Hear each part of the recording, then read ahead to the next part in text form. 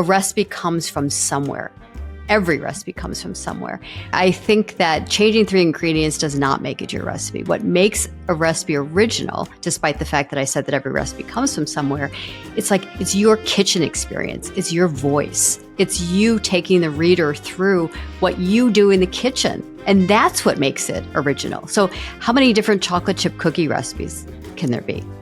They're really very similar to Toll House. So I think it's like that voice. And also, I would say when I do recipes anyway, I will look at many, but I mean, honestly, I start, that page is blank with just like ingredients. And I start somewhere. So I think it's the process that makes it original. Well, hey there. Welcome to Media Savvy, the podcast that gives you a behind-the-scenes look at what it takes to get noticed by media and become the go-to expert that they keep coming back to. I'll be sitting down with successful writers, producers, and entrepreneurs to learn the tools and tactics they use to build their reputation and in turn boost their business. I'm your host, Bonnie Taub-Dix, and I've been working with top-tier media outlets for more than 30 years, anywhere from traditional print publications to online and social platforms. And I'm sharing my nutrition guidance without gimmicks. But you don't have to be a dietitian for this podcast to speak to you. Through my one-to-one conversations, you'll learn how to build a strategy to get your name in the news and establish yourself as an authority in your field, no matter what the industry. With Media Savvy, I'm on a mission to inspire, motivate, and empower you to have the confidence and tools you need to shine in the spotlight. Are you ready? Let's get Media Savvy.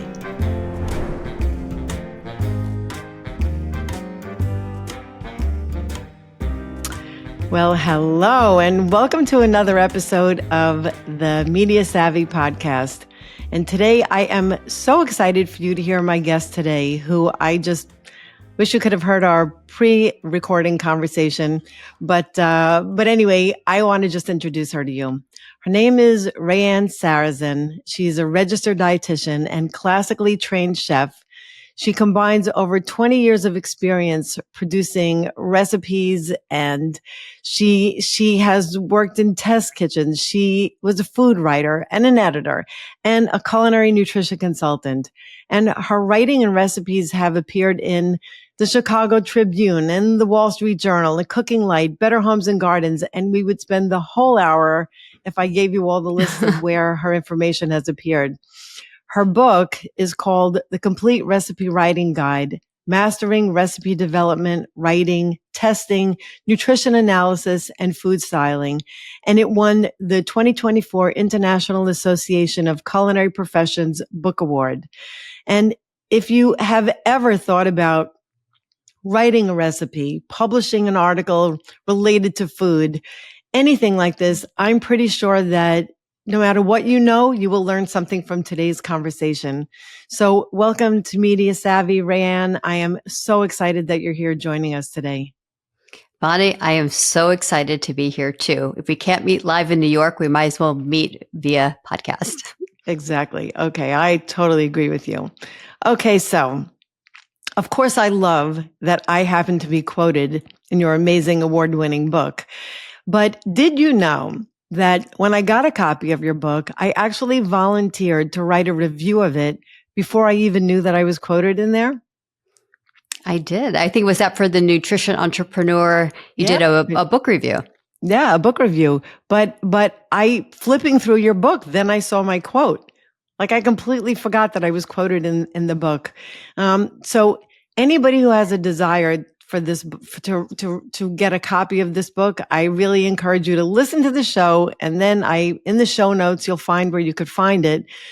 But before you go do that, I just want to back up and ask Raeanne a question here. So did you always like to cook? And what got you started on recipe writing? Well, it's really interesting. I guess they're two separate questions. Have I always liked to cook? Yes, I've always loved to cook. And I think for a lot of people, I like to cook based on the influence of 2 women in my life. One was my grandmother and one was my mother, but for 2 different reasons. My grandmother owned a restaurant and she was just an incredible cook. And when I, along with my 5 siblings, would take a trip to Atomo, Iowa. She cooked for us, and her kitchen was such an endless source of fascination.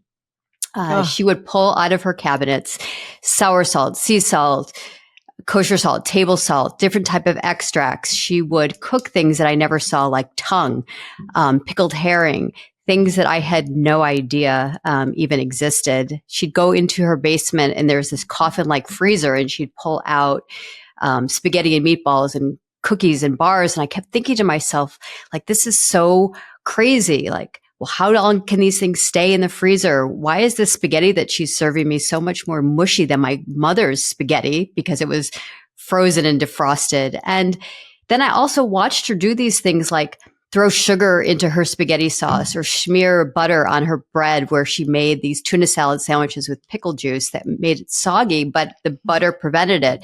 So I think it was her that I really was enamored by, sort of what she did in the kitchen. And my mother, on the other hand, who wasn't such a great cook, which is interesting, she was just super into learning, and she was super curious. My mother's no longer alive, and she would take us to different neighborhoods in Chicago, which is where I am today. You could see it's 9 degrees here. But anyway, she would take us to these different neighborhoods in Chicago that were filled with just community and culture. Little India, up in Uptown, there was a neighborhood with Vietnamese and Southeast Asian. She would take us to Chinatown, to Humboldt Park, which at the time was not a great neighborhood in Chicago, for Puerto Rican food. And I think it was through her that was like this window or lens into different food and culture and smells and experiences that came through eating out, that I really credit to her for my curiosity of food. So I guess that's and also, I mean, we could talk forever, but I was the curious person that made, coming from, a big family, I tried to make pizza. So deep dish pizza, coming from Chicago, and it was very expensive to eat out for all of us. So I said, I'm going to just create this myself. And I soon discovered the first thing I needed was a pan. But, yeah, I was always just super curious, always cooking, experimenting, which sort of led me to career-wise, which is interesting. Did I know about recipe writing? When I started out, I had no idea that recipe writing was an area of expertise or a skill. I, like so many dietitians that probably have been on your show, I started out in clinical, and I worked with head and neck cancer patients and AIDS patients, and it was in that position that I felt that I really wanted to help people gain weight and to have higher, calories and protein. And I was the type of dietitian that went down to food service, and I helped create and develop recipes for these patients with the food service staff, not really thinking about recipe development or writing. And then and I'm sure you know now, like, the teaching kitchens are so big, right? Like, food is medicine. Yeah, sure. So, yeah. And so it's sort of interesting. I was one of these dietitians that was pulling a table into a room at the hospital and, teaching classes on diabetes cooking and for dialysis patients. And so I was sort of always wanting to help, not just by talking about nutrition, but actually the cooking and the translation of what these patients needed to do once they got home. And well, you gave me such goosebumps when you said that, because I think that, unfortunately, so many people think of cooking as a chore, and something that they have to do or something that they should do, as opposed to just trying to throw things together. Like your grandmother's story really touched my heart, because my grandmother, when I was really young, until I was about 5 years old, my grandmother lived above us, and I used to go up there and make cookies with her all the time. Like those memories to me are just, and so invaluable. But I love that that's where your initial interest came from. Yeah. And it's interesting too, because I think, food is, sort of like a recipe is like an edible continuation of our heritage. So it's, for me, though, I'm talking about cooking and recipes, from that perspective, not related to dietetics. It's just such a huge part of me, food and, just the whole experience of it. And also then I guess going back, so as a dietitian working with recipes, but then it really didn't stop there. I went to culinary school and recipes were also used there as well. Sometimes they weren't always written down. So recipes were sort of a guide that we learned from each other, following other cooks. Many restaurants did have recipes. And then working in publishing, of course, as the test kitchen director and assistant food editor at the time of the Chicago Tribune, of course, recipes were used then, and recipes were used in cookbooks that I reviewed and in different consulting projects that I did along the way. So recipes were sort of always the through line that whether it was in the clinical environment, in the restaurant kitchen, or in food publishing and food media. And I never really thought about it like that, but that was something that was always common, even though all my jobs have been so different. A constant theme. I will admit here that I don't really enjoy writing recipes. Well, maybe for me, it's really more about writing down recipes. And I kind of cook like my grandmother, throwing things together, a little bit of this and a little bit of that. And it's funny because I remember going to my mom and saying to her, because she always says, "Oh, I love the way you cook." And I said, the only one thing that I wish I knew how to cook was grandma's cookies. Like the cookies we used to make, if I only had that recipe. And she said, "Oh, I know someone who has her recipe." It's like, oh my gosh, you're kidding me. Right. And I thought that this was such a major breakthrough. So we called this woman up. The phone rang like 20 times. And then she answers the phone and she said, "Hello." And I said, "Oh, hi, I'm Minnie's granddaughter. Do you have my grandmother's cookie recipe?" She goes, "Oh, of course I do, dear. Do you have a pencil to write it down?" So I said, "Sure." And I'm ready to take down this monumental recipe. And she says, "A little bit of flour, a glass of orange juice." I said, wait. This is the recipe? She goes, "Yes, this is the exact recipe." So that's how my grandmother cooked. That's how I like to cook, just throwing things together. But since I've partnered with so many brands and I create detailed recipes for them, I know that recipes really need to be very specific, especially because you want other people to be able to duplicate them or take ideas from them. And your book is praised for making recipe writing very clear, very accessible. But how do you balance the creativity with the precision that's needed to create recipes that are suitable for public? Gosh, well, we can talk about so much. I'll go back to your grandmother in a second. But I guess the thing about recipes that may surprise you, Bonnie, but I also don't always use recipes myself. And I cook like everybody else, which is I'm just sort of going into the kitchen, taking out this from the cabinet and taking out that, seeing what I have left over that I can use.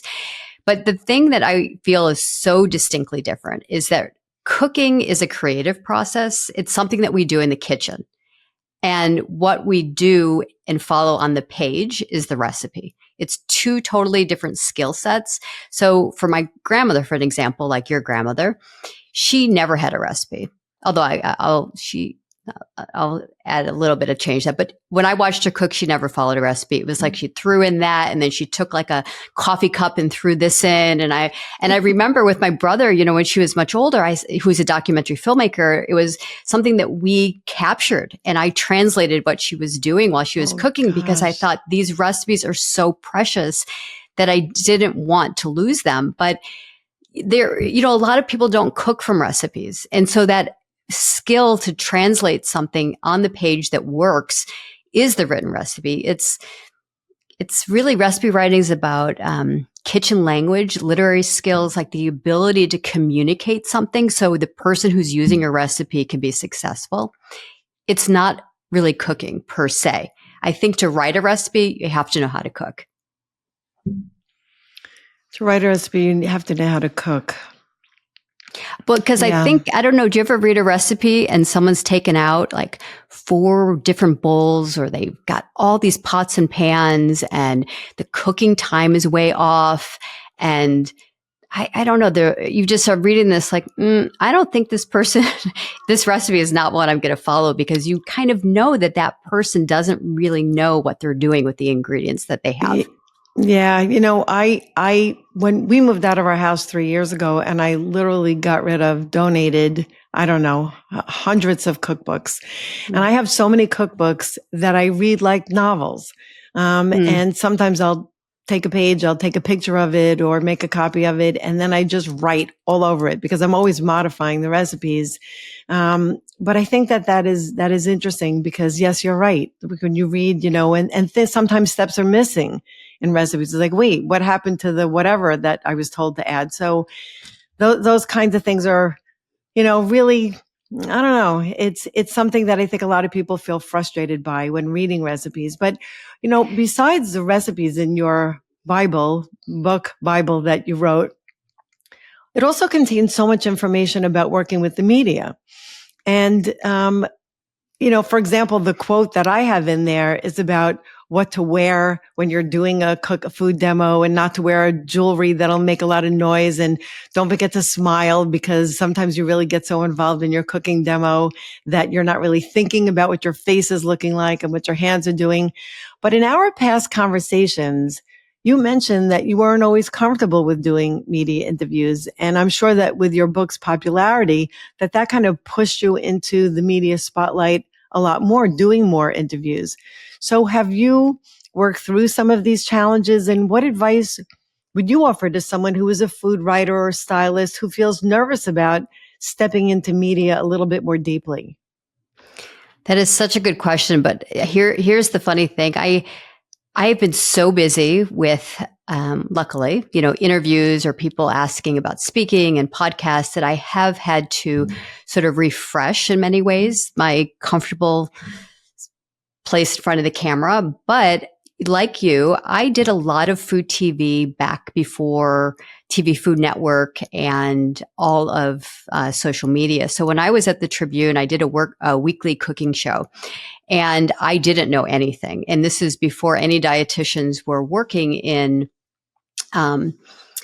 publishing or in PR or with brands. And I just remember I was thrown in like a lot of dietitians. And I think what I learned then is the same thing that I would say now, which is I learned a lot by watching other people, how they did things. And I think across the board, sort of imitation is the, I don't want to say to copy is the way to do it. If you are doing something, Bonnie, that I think is such a great way, either how you're holding your hands or how you just answered a question or pivoted from a question, I would take note of that. And I think that was sort of my earliest media training.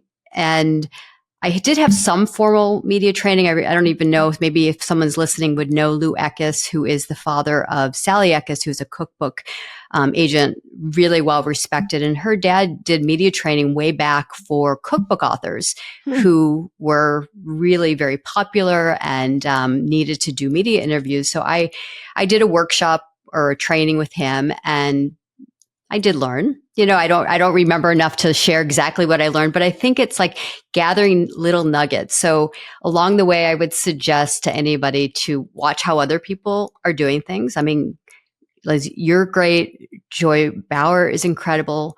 Dawn Jackson Blattner, I watched, and I'm like, oh God, she's fabulous. But you have to be yourself.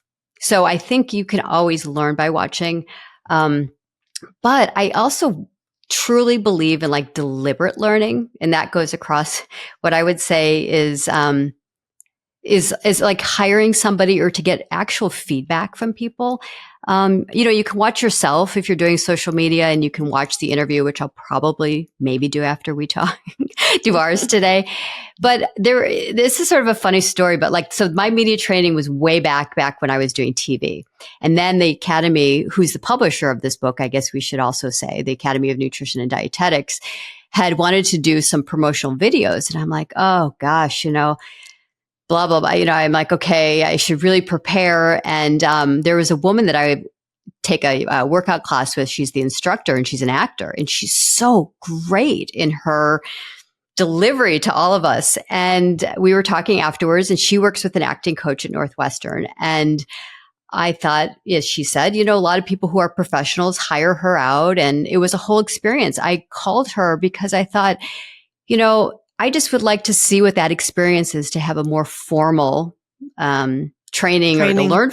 Yeah, I guess just to learn, because that's sort of me. I'm always wanting to learn, which kind of goes back to my book. It's like I want to take what I know and share with others. And so with her, I'm like, oh, I want to learn what she would teach someone who's an actor. And it wasn't about media skills. It was really about getting more comfortable in my body and relaxing and to not hold tension, so that when you're tense, your mind is sort of, my headphone fell out. Your mind is more tight. So it was sort of an interesting exercise. It didn't really prepare me for the interviews per se on message points and delivery. It was more like, how do you get more comfortable within your own body and get ready to be where you're going to be when you're talking? Yeah, I have a media training business, and I find that I'd say the majority of people who come to me, that their number one problem has nothing to do with their knowledge. It's confidence. Mm-hmm. Mm-hmm. And what you're talking about is confidence in yourself to know that you could do this. And I think that there are some skills, simple skills, like where do you look, what to do with your hands, to smile, what to wear. Those things are easy, because those things you could actually learn by watching others. But I also wanted to comment on what you said. And I think that watching others is not necessarily copying. It's really emulating and putting your own spin on it and putting your own personality into it. But that is how we learn. And I worked with media years before I ever had any formal training. And if you saw like what I wore, what my hair looked like, my jewelry, all that kind of stuff, you would know that I actually made a switch once I had more formal training. But, that's all a learning experience. However, it was really fun to just get out there and be me and be interviewed. And it didn't matter to me so much what I was wearing. It really mattered getting my message across. So I think that as we evolve in this field, we know that by wearing like less busy clothing, our message comes across a little clearer and louder, because people will not be distracted by other things around us. And it's more about our face and what we're saying. But I think it's just so interesting, where you came from and how you were actually doing TV when nobody was really, a lot of people were not doing TV then, and how then, how it just has become different for you. Yeah. I mean, it's interesting because it's interesting. You're a media dietitian and I have done a lot of media, but over the years of my career, I've been much more behind the scenes person. And even being behind the scenes, though, you're always called, if it's not to do a TV interview, it is to do a presentation. It's to do a cooking demo. So it doesn't have to be that you're on TV per se. And especially today, I mean, there are very few people on TV, right? It's about social media, and all of those skills translate, whether you're doing a TV segment, whether you're doing a social media segment, whether you're speaking in front of people. I think a lot of the things that I've learned sort of have held throughout my career. Oh, I'm sure. And, even with social media, if someone is reluctant to have their faces on TV and you do like recipe development, there's so much that you could do where you could be in your pajamas and it won't make a difference. You could do a video of making a recipe, just set up your camera and just really have your hands in there and fast forward the different steps. And then there you go. You could have that video. So I think that there's so much more that could even be done today without the pressure of feeling like you have to have your face on camera. Well, what I was curious about, one of the things I'm curious about is that since your book came out, I was wondering if with the media attention, if that opened the doors to any new opportunities for you that came your way that you didn't expect because of your book. Well, it's interesting. Book publishing and book marketing are like, you could do a whole nother podcast, obviously, on that. And I feel like I could for sure talk about that. There are definitely opportunities that have come. And I think a lot of opportunities that have come, I have to say, do I want to take it? Do I not want to take it? But interestingly enough, if I'm going to be totally honest and transparent, as I always am, a lot of them have come through people wanting me to do speaking at conferences, webinars, interviews, even like print interviews, or I should say digital interviews on their blogs, et cetera. And so things that have taken a lot of time, but in terms of paid opportunities, those have come more through somebody learning about my book, and then someone telling me, and then oftentimes me being proactively outreaching to somebody that sort of more resonates with me. So I think when you publish a book, there's so much marketing, so much will come at you that you almost have to stop and reflect, because marketing a book can be a full-time job before you even take on the opportunity of taking advantage of, using that as a springboard for an opportunity that actually either pays, or an opportunity that you really want to take on is like a really interesting and new challenge. Oh, yeah. I mean, I found that with my book too, that, and my book is about supermarket shopping, buying food in the supermarket. And I purposely, in my book, which is 300 something pages, there's not one brand mentioned. And I purposely didn't mention any brands so that opportunities would come to me from brands, food companies, things like that, who might want me to do speaking engagements for them. Well, it was the come to me that was the part that did not happen, because I actually had to go out and get that work, because things don't just, knock at your door. I'm waiting for the day that I could actually have a passive income that's actually passive and not, sparked by a lot of marketing in between. So yeah, you're right. I mean, it's obviously wonderful to have a book, and especially a book like yours, but we have to make things happen. And I do think that media is the conduit to really help make things happen.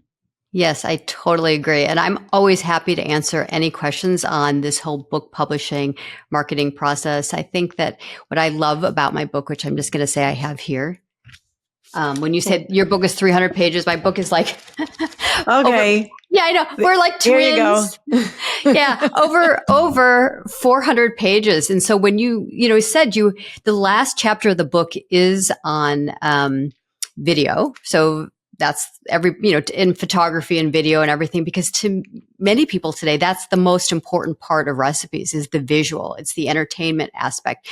But the book is so huge. It covers the entire recipe workflow, from recipe development, ideation, recipe testing, recipe writing, a whole chapter on nutrition analysis, and then the video, photography, and food styling. And it really helps the person who, whether you work on your own or you work for a company, take this book and you can open it to whatever section you want. Like if you're developing recipes for people with celiac or food allergies, there's a chapter on each of those. So you don't even have to recipe write. You could just use the book for recipe development. You can use the book if you're a dietitian and feel comfortable in the kitchen.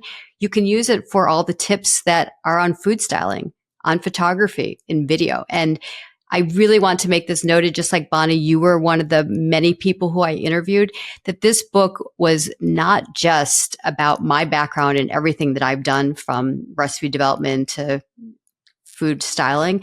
It was really, I went out and sought every expert that I knew that could answer and, share their wisdom and tips on and best practices, whether it was on nutrition analysis or food styling. And so it is a compilation of so many people's expertise into this book, into one book that is a great and comprehensive resource. So let's say someone reads your book and then they say, I have so many recipes that I would love to see published.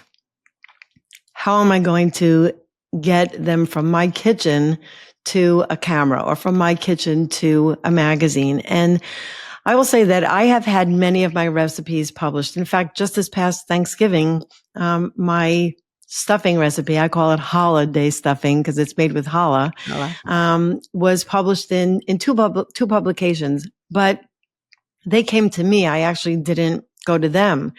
So if someone has a recipe that they really want to get published, what are some of the first steps that they could do? And I know that we will talk about relationships, because I think that that's really the crux of this whole thing. Yes. But what can they do to get started? Well, so I think what you're asking is, what can people do with all the recipes they already currently own or have of their own? I'm not sure if this is answering it, but I think that, like, when I've gotten hired out to do recipe development, or if you and I were going to start a Substack newsletter together on Thanksgiving, right? Mm-hmm. Because I get called a ton by my friends. What do I do for Thanksgiving? What do you do to your turkey? Can you send me a your mashed potato recipe, or what are you doing for a vegetable? Anyway, so sometimes I think that there's a lot that I could do, and we could jointly do together. But I think it's a matter of going back to all of your own recipes and repurposing. Repurposing is the key, because recipes are something that they all come from somewhere. If you're going to hire me and say, Raeanne, can you do 5 things for Thanksgiving? I would go right to my recipes first, and I'd be like, okay, what am I going to do? Who's my audience? How do I tweak it? And then I'll send it off to you. So yeah, I don't know. Does that answer? Well, that's someone asking you, an editor, let's say, asking you for these recipes. But what if you have these recipes and you'd love to see them in a magazine, but you don't know who to contact? Would you look at the masthead of a magazine and see who is the food editor, find out their email address, and send them a pitch letter? Is that one route that you could take? Yeah. Okay. So here's the thing. I think that people don't even wait for the gatekeepers anymore. I think that people just create and have forever their own blogs. And now people are creating and have their own Substack newsletters where they are publishing their own recipes and their own food stories where they are getting an income.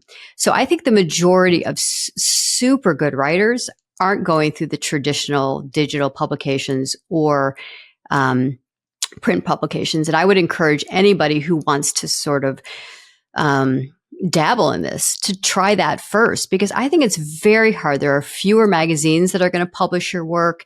And a lot of times as you know, it's developing a relationship with the editor.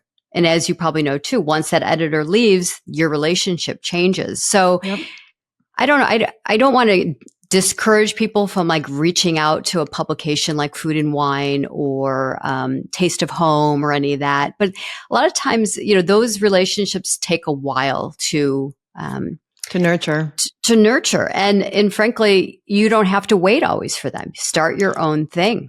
Yeah, I really want to shine a light now on what you just said and take it even a step further, where if you don't have a blog, but you have a social media post, you could put your recipes on there. And what a listener may be thinking of is, but if I get it published in a magazine, I could make some money. If I put it on social media, I'm not. Well, you could just take that a step further. And if you did start doing recipes on your social feed and had beautiful pictures to go with them, and you wrote your recipe clearly after reading your book, wrote your recipe clearly, you'd be surprised at who notices.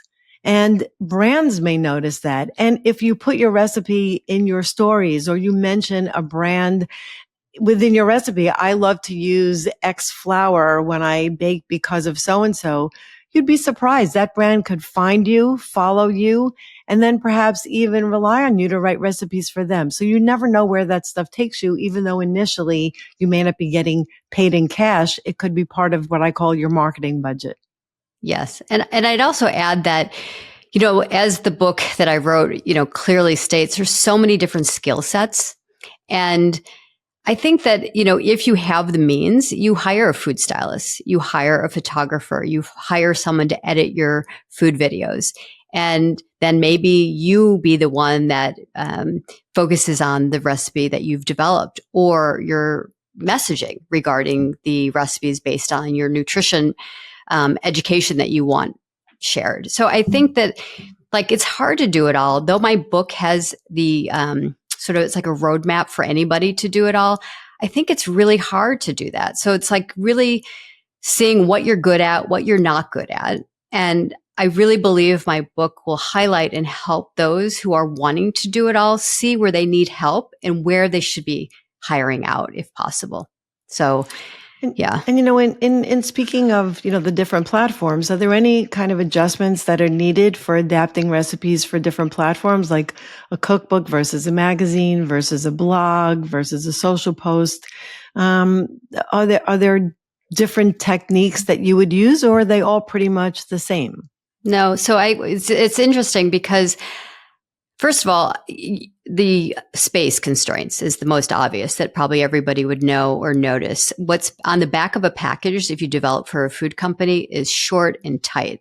What you're going to publish on a blog, you've got all this room to write and have pictures. If it's in a cookbook, pretty much the same, but it depends. If they want all your recipes to fit on one side of the page and not fold over to the next, maybe there are some space constraints. Newspapers, magazines in the print form is definitely a tighter form for a recipe. But space constraints, one thing. The second thing is your audience. I guess I think to myself, who's your audience, whether you're writing for a blog, who's your audience if you're writing a cookbook? So that's where it changes. So, how much do you want to educate in the head note? Do you want to have more kitchen tips for the person that is a more beginner cook? So I guess that's what I would say, space constraints and who's your audience. Those are the differences. I once co-authored a cookbook with a chef who has many, many books published. And this was the first time that she was doing a book about lightening up recipes. And the beauty of my role was that I didn't have to do any cooking, any recipe development at all. All I had to do was write the whole blurb about why this recipe was something that was healthy and how we made it healthier. And it was one of the most enjoyable projects that I've ever done, because it was just really writing from the heart. And I think that that's what I love about writing recipes. And what you just mentioned is really so true, that when you're writing a recipe for a blog, your own blog especially, it's that blurb in the beginning that sometimes really attracts me to a recipe. Because I want to know why you did this, what the heart is behind it. What makes this such a special recipe? And you don't always get to do that when you're doing it for a magazine under somebody else's space constraints or time constraints. Yeah, no, I definitely agree. So another question that I always wondered about is, we often get inspiration from different sources. Like I said, I love to read through cookbooks and I put all these different recipes together, from different recipes to make something of my own. So if you change many of the ingredients in a recipe, is there a number of how many ingredients need to be changed before you could call it your own? I mean, I know you mentioned the word copying before. I'm not talking about copying a recipe. Yeah. I'm talking about getting an inspiration. Yeah, it's so interesting. People, including myself, when I started out, when I really started out before I went to culinary school or worked in publishing, actually I worked at a PR agency, and they wanted me to develop all these recipes for their clients. And I didn't even know recipe development was actually a thing, a thing, let alone recipe writing. And I just remember asking myself that exact question. And I'll answer what I would say now, which I could have answered to my young self, which is, no recipe is original. A recipe comes from somewhere. Every recipe comes from somewhere. But the difference is that idea, change 3 ingredients, this makes it your recipe. That's a myth. I think that changing 3 ingredients does not make it your recipe. What makes a recipe original, despite the fact that I said that every recipe comes from somewhere, it's your kitchen experience. It's your voice. It's you taking the reader through what you do in the kitchen. And that's what makes it original. So how many different chocolate chip cookie recipes can there be? They're really very similar to Toll House. So I think it's like that voice. And also, I would say when I do recipes anyway, I will look at many, but I mean, honestly, I start, that page is blank with just like ingredients. And I start somewhere. So I think it's the process that makes it original. But if I just go to your site and take your recipe and just change 3 ingredients, that's not my recipe. And that's, I think, plagiarism. So. Yes, and I think that going back to that blurb is where your voice can come through. Yeah, and I think that, there are some really good recipe writers that it's like they really make you feel like you're in their kitchen. That's their recipe. And I love that. And I love, just to go back, Bonnie, when you had talked about your grandmother's recipe, or we were saying something about like handwritten notes on a recipe. Like, I love that because to me, that's like being in the kitchen with somebody. It's saying, this is her recipe, but this is what I did to it. And that is a shared thing. It's like an annotated book, and you could be there together, and it is no longer that person's recipe. You've just made it your own. I really never expected to get this many goosebumps during this interview, but But I think about my recipes and my recipe folders that I have. And on so many of my recipes, there's actually like chocolate spilled on there, and some of the pages are all like wrinkled, a little torn. But that to me, like one of these days, my kids are going to be looking through there and saying, "Oh my gosh, you made this 500 times. I love this," And I write notes on there, and I think it's so important. Sometimes I'll even make like fantastic, and I'll let them know Yeah. that it's something that I really, really liked. And I think it matters so much. I love that. The other day I was looking through this it was actually Thanksgiving, and I was looking through some of my old recipes, and I found a recipe where I wrote a note to the kids, and it was one of the recipes that I love to make. It was for my banana muffins, but I wrote, and add a handful of chocolate chips, and not so much, I had to like write a little note because I know Yeah. them, Yeah. So I think that what you say about putting your heart into this and really writing a story, not just ingredients and directions, makes such a big difference. But that's hard to do. Like you really need skill to do that. It is. And, I really could just talk about recipes and how much I love them, like the history of recipe and like what it says about women in the kitchen from whatever era and about our kitchen appliances that we used. I mean, there's so much I could really geek out on this topic of recipes that has nothing to do with media. But nevertheless, I love that. I would love you to share your recipes. And I think that ultimately is what the recipe is about, because yes, it's a source of inspiration if you send me something, but also if I'm time constrained or I don't cook well, I want you to send me something that you've done the work on, that you've done the research about ingredients and things that have failed or not. And so when I follow your recipe, I want it to work because maybe I don't want to use it for inspiration. Maybe I really need it for Thanksgiving and I want my stuffing to be good. I don't want to be experimenting on a really important occasion. And I think for a lot of people, that's what they want. They want something that works. So write the recipe for them. So could I ask you a question? So when you said, something about writing the recipe and that it really is you, like it's not just about copying somebody else's recipe, that this is something that comes from you. It's your story. But when you look at a recipe and it's just like ingredients, a list, directions, a list, how do you get that recipe to sing when it's kind of cut and dry in many respects, when there's no room for that blurb?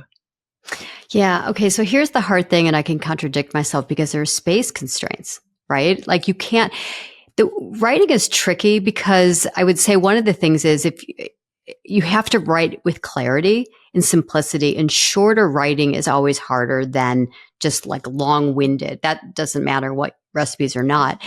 So I think it's like still the voice can be within like a paragraph. Like if you were to do it to your kids, I don't know, make sure you cool the soup before you puree it. Otherwise, a huge mess will be in your kitchen, or like whatever is going to sound like you said with the chocolate chips, add some, but don't add too much, or, and it could just sort of be like that. But I think you have more freedom to do that type of recipe writing when it's your own recipe on your own blog, on your own family cookbook or whatever. But I think when you write for a publication, they're going to have their style guide. So you don't have that freedom. You are going to write to their style. And it may be kind of dry. And that's what people can say about some recipes, including a lot of the recipes even I've written. They're more, formulaic, or they don't have a voice. But if they work, that serves that purpose too. So I say no matter how you write your recipe, just make sure you test it and that it works. Yes. Just going back to media again, I had another question for you. That we know that in media interviews that we do, which may be for radio or some that, especially if you're working with a brand, that you have to have certain sound bites when you're preparing for this interview. But for food demonstrations, there are a lot of moving parts that are happening at the same time that you're speaking. So if you're doing a demo, and even if you know your recipe with your eyes closed, in these situations, do you personally also write a script and memorize it, or learn some sound bites? Because sometimes I know, like if I'm in the kitchen, I don't necessarily want to be talking to people while I'm cooking. I kind of like getting lost in my own thoughts and my own feelings. But if you're doing a demo for TV, you need to also talk while you're doing your work. So Do you write a script ahead of time? Well, not exactly, but I would say that you should definitely know your message points or your key message points that you want shared. But that's what I would do. So always know that part. But I think when you're doing a cooking demo and having to talk, the second thing I would say is you have to practice. So you have to know how to cook and talk at the same time. And the only way for me that feels natural, maybe overkill. I don't necessarily write the script, but I do what a lot of people in like what used to be on TV Food Network would do, where they have a whole team of people. I create a culinary document for myself. So I will have the recipe written out. I will write along the way, talking points, what I want to say when I'm starting to chop the onion. I'll, write myself, okay, say this, blah, blah, blah. So I guess I'll have some sort of script per se, but it's really a document that's taking me through the recipe to know what I need to have prepped ahead, what could be partially prepped, what needs to be finished, what do I want to swap out. And I call it a culinary document. It could be a recipe outline. It could be whatever you want. And I'll take that. And yes, I practice because I practice always because I think that makes you better. And I'll put the ingredients out on the counter because I did some of these cooking classes online for the Boys and Girls Club during COVID. They were okay. But I even did it for something that was that little where I said, okay, I'm going to walk through, I'm going to touch the oatmeal. And this is when I'm going to talk about fiber. And then I'm going to take my glass bowls out. And this is when I'm going to talk about, just taking it out of the fridge. So like I go through things and I'll know what I want to say by touching it. Ooh, this is very interesting. I'll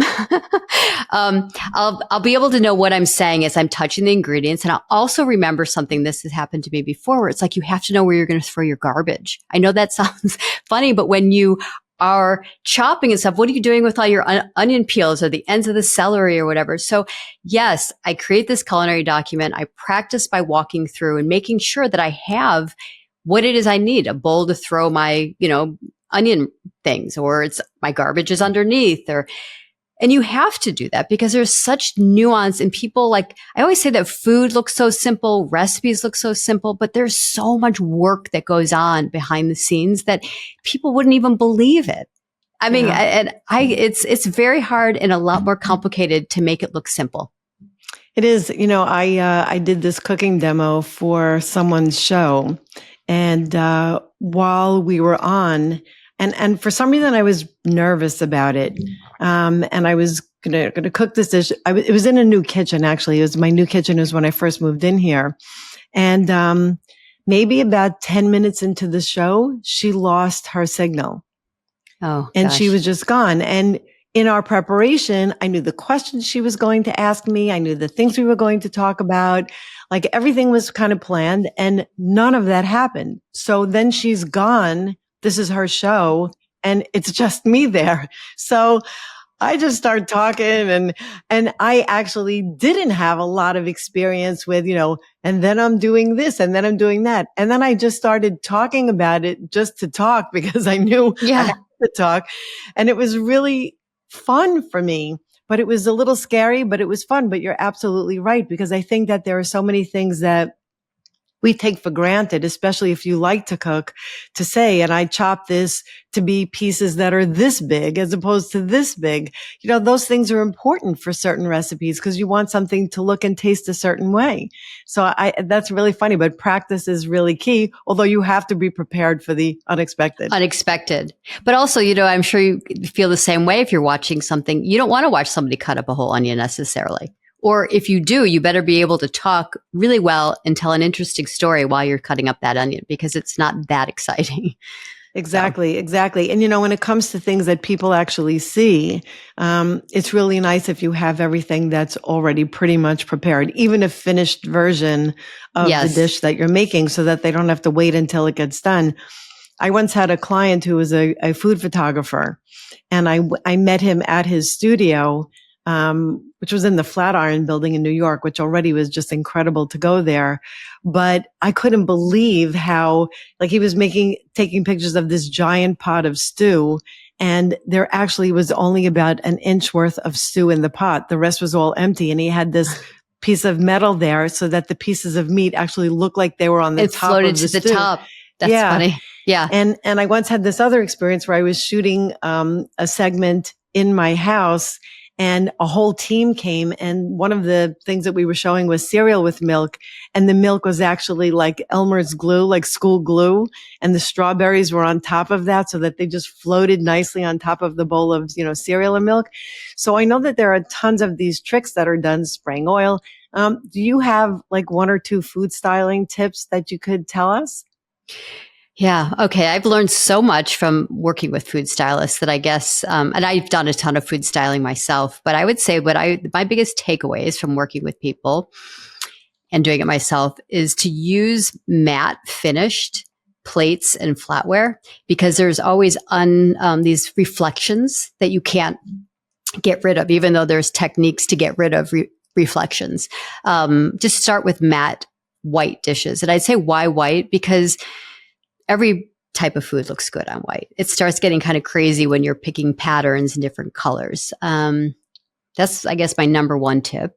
The second tip is that I would always have like two versions of a dish. So when you're out there trying on set or in front of the camera, even at home for people who are shooting for Instagram and everything, that it's like by the time you get your shot set up, so you're like, you got your table and you got your napkins and everything else, that food is sitting on the plate and starting to look really sorry looking.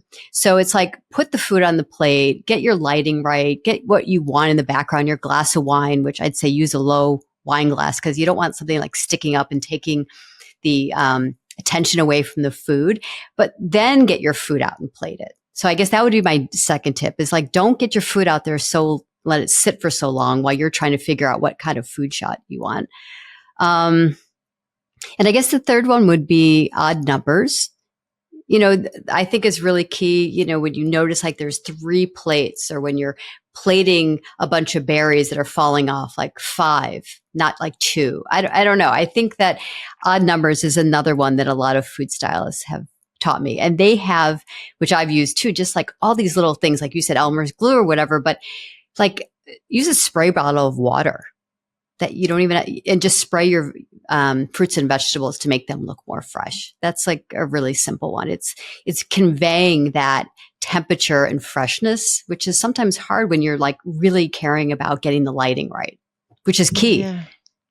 It is key. It is key. And, it's funny. I also like to do flower arrangements, and it's the same thing with flower arrangements using odd numbers, not 2 roses in the vase, but more like 3 or 5. So yeah, it just visually is much more pleasing. Yeah. Well, first of all, I could talk to you forever about all this stuff. I besides all the other things we like to talk about. Yes, that we have to get together on the show. Right. But I could talk about cooking forever with you and recipes. But I have 2 questions that I ask all my guests, and you have actually already answered them, but I'm going to ask you them again just in case you have anything else you'd like to say. But one of the questions was, do you have what are your tips, any kind of advice that you would give to someone? And you just gave 3 stellar tips about food styling. But if you had a chance to send a message to your younger self, I think you already answered that too, but do you have another message? God. Well, I think at this age comes wisdom, and being in the industry for, depending on who the audience is I'm talking to, I would say over 20 years, over 25 years. I think it's close to 35, but we won't count. I've been around a long, long time to see a lot of different changes. And I think what I would say to my younger self at different stages of development is to accept your process. And what I mean by that is, you can look around and you can see so many people doing so many incredible things today. And you can be so intimidated by that, where they're being published, what they're doing on social media or YouTube. It's like, accept your process, meaning like if it takes you this long to do something, and this is how you recipe develop, or this is how you prepare for an interview, or this is how you prepare to moderate, which I'll tell you something, a funny story, moderate a panel. That's your process. If you spend time beating yourself up over, why don't I do it like somebody else who does it faster or makes it appear so much more simple, it's just so much wasted energy. So I wish I could tell my younger self, that, the way you were doing it was just fine. There was no different way. It was your process to be prepared to do what you needed to do. And that's part of learning. Then you get better and quicker, but you have to go through that yourself. Oh, so yeah. that's, Oh, yeah. I guess, And I I'd think say. it's also nice. It's also nice to see how you change over the years. I see things that I did that I thought were decent, and now I would do them differently. And I tried to do them differently. Yeah. Or sometimes I'll see things I did. It's like, wow, I wish I could do that again. I don't know if I Yeah. could. So I think it's really just appreciating your own trajectory and where you came from and where you're going. Absolutely. Absolutely. And yeah. And I guess the only other thing that I would just add really quickly is that, even for the skills that you have, it's really interesting. I tend to diminish parts of what I've accomplished or what I do. And my husband always says to me that, he's my biggest PR fan and has been with my book, et cetera, which is great to have a husband like that or a partner. But, I think I've seen over the years so much from working with different food professionals where I've seen, chefs that can't write a recipe. I've seen writers that can't cook. I've seen healthcare professionals that talk about nutrition and food and healthy eating, but they can't translate that into something that's helpful for the patient or the person they're writing for. So I think that what I feel confident is that because I'm so curious and I'm wanting to learn each part of that, I've sort of figured out how to do what a chef does, but write it on the page. I figured out how to be a dietitian and not just talk about calcium, to eat sardines. I mean, who's going to eat a can of sardines, right? Or something. I'll talk about how to incorporate it into an appetizer. And to me, there is some skill with that. And I am proud of it. Oh, you should be. You should be. And it's dipping into all of your knowledge, kind of like opening up your cabinet of your knowledge and taking different ingredients and putting them together to make a great dish, which is a great way to summarize what we're talking about here. And I have to say, Bonnie, I think that that's what my book really is that it's sort of crazy. People be like, oh, Raeanne, you wrote a cookbook. And I'm like, no, I didn't write a cookbook. I wrote a resource book, a comprehensive resource book that will help you create better recipe content to translate what you're going to do. Either if you're a dietitian who wants to write your first cookbook, if you're a chef who wants to document recipes for their kitchen staff, however, if you want to get hired for brands and have your content stand out. I mean, I can't tell you how many people in PR and brand work that I've met that they're like, no more influencers. Their recipes are horrible. Will you please look these over? We need your help. Even though I'm not on the front end on the camera doing it, I help behind the scenes. And I think the content matters because there's somebody cooking on the other end. And it's, to me, that's like, if I gave you a recipe, I'd really want it to work and we could talk about it. And you can share what you did differently to make my recipe better. Definitely. Definitely. I think that there are just so many facets to this. And, so many people say, how am I ever going to make money in this kind of thing? What you just mentioned is really true, that you don't even have to be the recipe writer. Even being behind the scenes and consulting is something that you could do, but you have to have those skills and the knowledge. You need to know what to look for. Yes. I call it layers of learning. And I think it's key. It's been super helpful for me. Well, that's awesome. Raeanne, please tell people where they could find you if they wanted to learn more. I'll have in the show notes where they could buy your book and where they could reach you, but where can someone find you if they have a question or they wanted to talk to you? So you could find me most easily on my website, which is raeannesarazen.com. And I think they have to check the show notes because my name is a little bit difficult. Could you spell it? Yeah, it's RAEANNE .Sarazen, SARAZEN.com. RaeanneSarazen.com. Yeah. So my point is, that's the first way. You can also email me at RaeanneSarazen.com. At RaeanneSarazen.com. It's a very long thing in the show notes.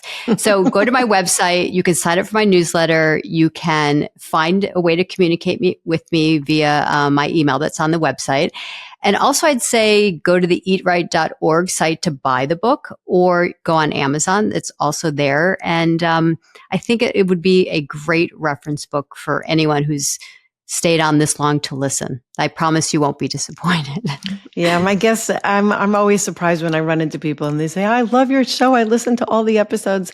They may be longer episodes than a lot of other podcasts, but they always have good content. And I thank you so much for being on Media Savvy today. And I have learned so much. I really enjoyed our conversation. And for those people that are listening, if you have any comments, please let us know. I would love it if you would subscribe to the show and, of course, tell your friends about it. Follow us along. And if you have any questions at all, or you'd like to tell me a topic that you would like to hear, or you'd like to be a guest on my show, why not send me a message at BTD Media on Instagram, or you could email me. My information is in the show notes too. But again, I thank you so much for being here. And you're looking mighty media savvy today, so keep shining in the spotlight. Thank you. It was a pleasure being here today talking to you, Bonnie. Thank you so much. Thank you. Bye-bye now. Bye-bye.